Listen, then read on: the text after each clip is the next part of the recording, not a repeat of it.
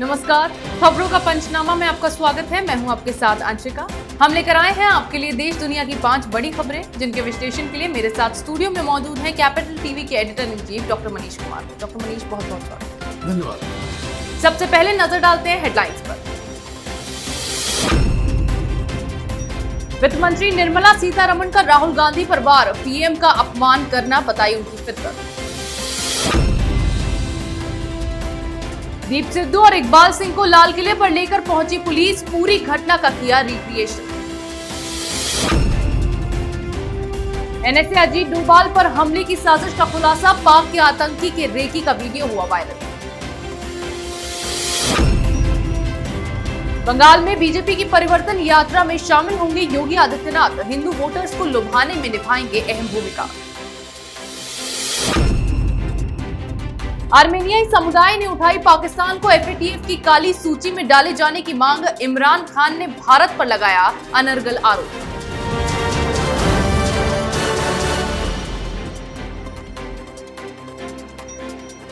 रुक करते हैं पहली खबर का। लोकसभा में अपना जवाब देते हुए वित्त मंत्री निर्मला सीतारमण ने राहुल गांधी और कांग्रेस पार्टी पर जमकर निशाना साधा। अपने भाषण में वित्त मंत्री ने जहां राहुल गांधी के राजनीतिक चरित्र की भी कड़ी आलोचना की, वहीं कांग्रेस की आर्थिक नीतियों पर भी जोरदार हमला बोला। उन्होंने राहुल गांधी के व्यवहार पर आक्रोश जाहिर करते हुए कहा कि प्रधानमंत्रियों का अपमान करना उनकी फितरत हो गई है, भले ही वो मनमोहन सिंह ही क्यों नहीं हो। डॉक्टर मनीष, क्या मायने हैं निर्मला सीतारमण के इस बयान के? देखिए, निर्मला सीतारमण जो आज पार्लियामेंट के अंदर जो बातें कह रही थी वो बिल्कुल सही है।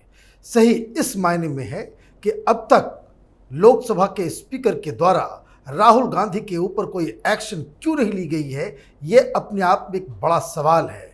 क्योंकि जिस तरीके से राहुल गांधी ने अचानक से स्पीकर का काम अपने हाथ में ले लिया, ये पार्लियामेंट की अवमानना है। ये एक ऐसा जुर्म है, इसके लिए उन्हें सज़ा मिलनी चाहिए। दरअसल आपको याद होगा कि भाषण वहाँ पे बजट पे होना था। राहुल गांधी बजट के ऊपर क्या भाषण देंगे? उन्होंने वही किसान का मुद्दा और जो राष्ट्रपति के भाषण के ऊपर टिप्पणी उन्होंने देना शुरू कर दिया। ड्रामा ज़्यादा था, कंटेंट कम था।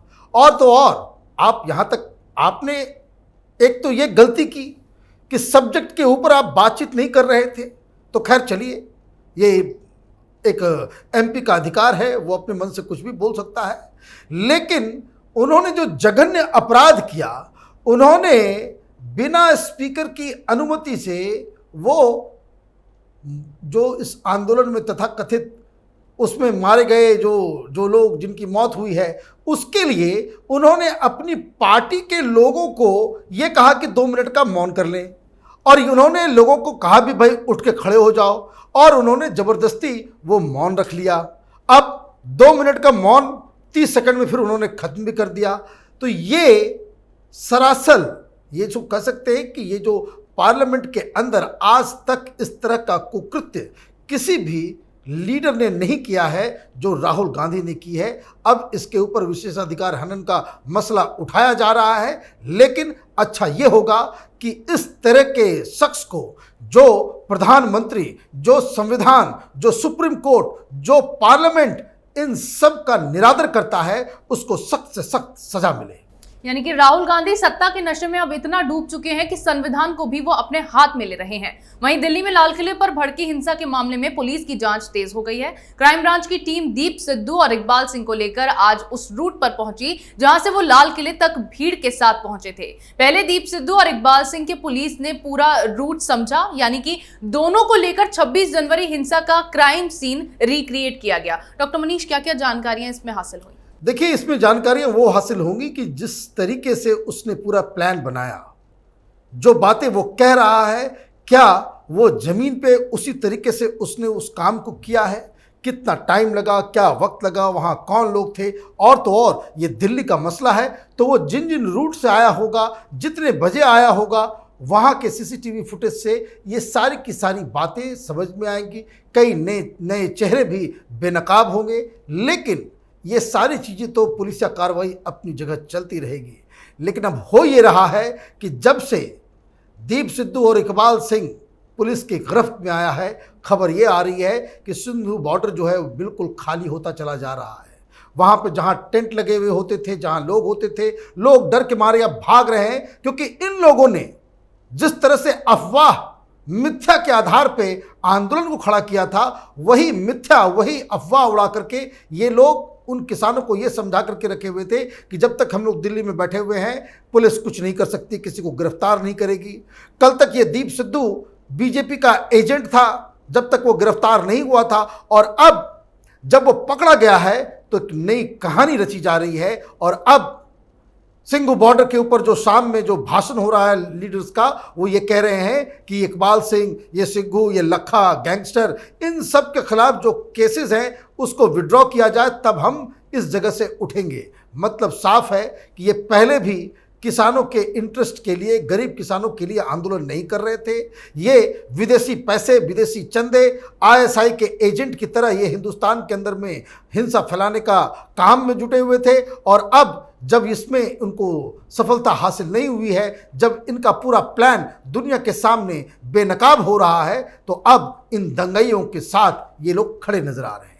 यानी कि दिल्ली में हुई हिंसा का पूरा क्राइम सीन रिक्रिएट किया गया, जिसमें अब और नए चेहरों का खुलासा होने की भी संभावना जताई जा रही है। वहीं राष्ट्रीय सुरक्षा सलाहकार अजीत डोभाल के खिलाफ हमले की साजिश का खुलासा हुआ है, जिसके बाद उनकी सुरक्षा व्यवस्था बढ़ा दी गई है। जैश से जुड़े हिदायत उल्ला मलिक के पास से डोभाल के ऑफिस का रेकी का एक वीडियो पाया गया है, जिसके बाद यह कदम उठाया गया। कश्मीर में शोपिया के रहने वाले मलिक को 6 फरवरी को गिरफ्तार किया गया था। बताया गया है कि ये रेकी पिछले साल की गई थी। मलिक ने ये वीडियो अपने आकाओं को पाकिस्तान भेजे थे। इसकी जानकारी मिलते ही सुरक्षा एजेंसियां अलर्ट हो गई हैं। डॉक्टर मनीष, कैसे इस साजिश का खुलासा हुआ? देखिए, ये हिदायतुल्लाह मलिक नाम का जो आतंकी है, ये आईएसआई के लिए काम कर रहा था। इससे पहले वो कई सालों से वो जैश के लिए काम करता था, लेकिन वो ग्राउंड वर्कर की तरह काम कर रहा था। लेकिन पिछले 1-2 सालों से वो काफ़ी एक्टिव था, जिसकी गिरफ्तारी की वजह से कई सारी चीज़ें सामने आ रही हैं।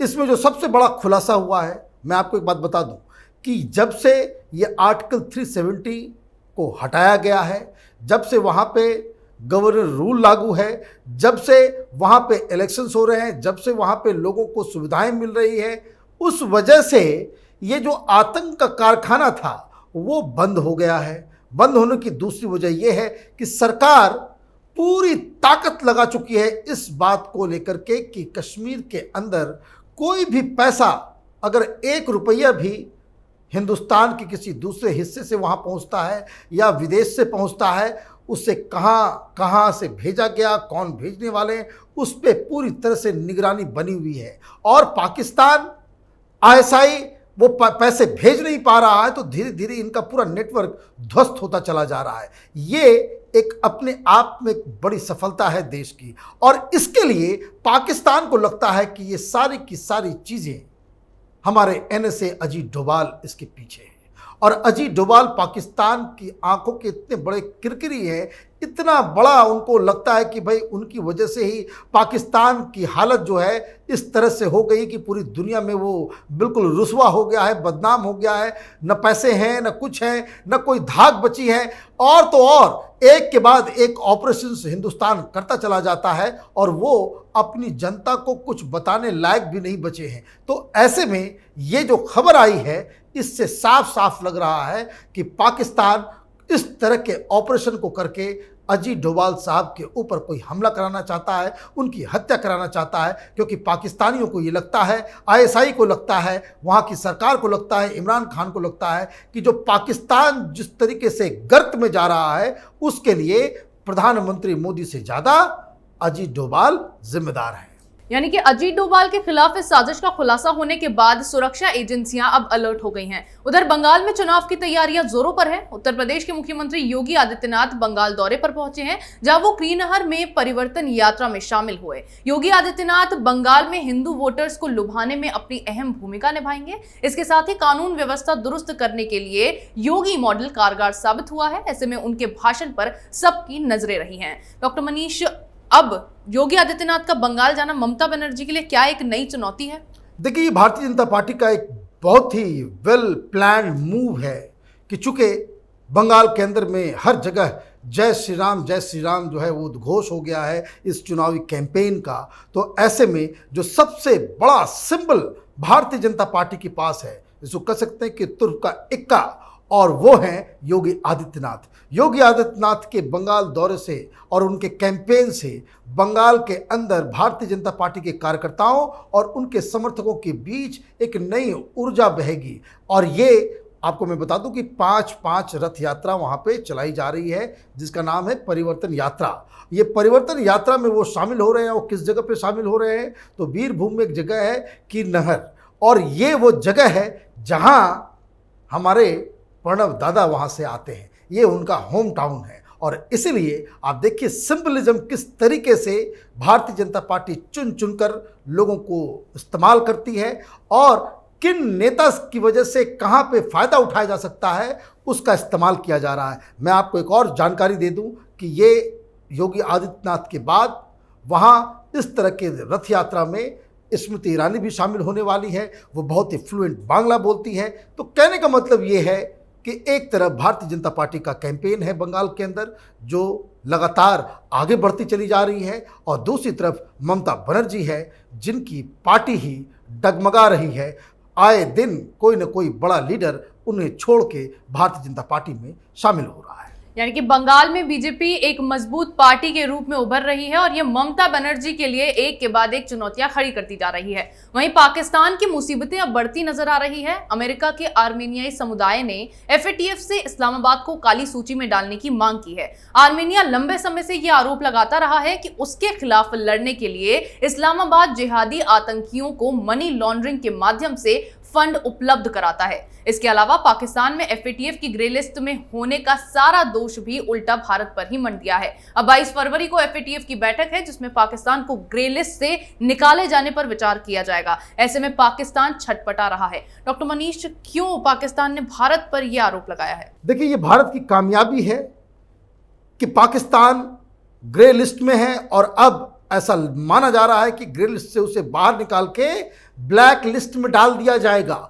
वो इसलिए कि हर बार वो FATF की आंखों में धूल झोंकने के लिए जब भी इस तरह की मीटिंग होती है, जब फैसला का वक्त आता है हर साल, तो वो उसके पहले कुछ न कुछ कार्रवाई कर लेता है। अभी इसी तरह के धोखेबाजी के लिए आपने ये खबरें सुनी होगी कि हाफिज सईद के ऊपर तो और भी 1-2 टेररिस्ट के ऊपर कुछ उसको जेल में डाला गया, उस पर कुछ कार्रवाई की गई है। लेकिन ये सब की सब चीज़ें जो होती है वो बिल्कुल आयवाश होती हैं। ये दरअसल FATF की चिंता यही है कि पाकिस्तान किस तरीके से इतना सब कुछ हो जाने के बावजूद अपने घर के अंदर, अपने टेरिटरी के अंदर आतंकी संगठनों के ऊपर लगाम लगाना इन्होंने बंद कर दिया है। वहाँ पे बाकायदा खुले रूप से ये आतंकी संगठन ऑपरेट कर रहे हैं। लेकिन ये जो खबर आपने दी है कि वहाँ अमेरिका के अंदर इस तरह के प्रदर्शन चल रहे हैं, आर्मीनिया की तरफ से ये बताया जा रहा है कि वहाँ पे जो जिहाद चल रहा है, तो ये अपने आप में बताता है कि न सिर्फ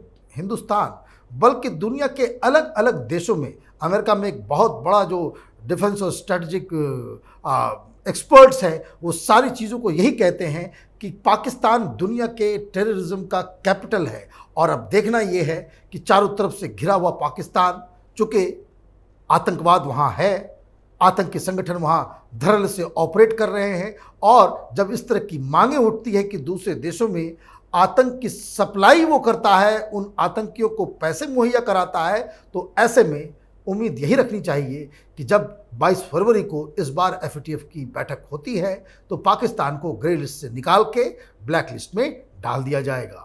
यानी कि पाकिस्तान अपनी बौखलाहट में अब इस तरह के बयानबाजी कर रहा है। देश दुनिया की तमाम बड़ी खबरों पर हमारे साथ आपके विश्लेषण के लिए बहुत बहुत धन्यवाद।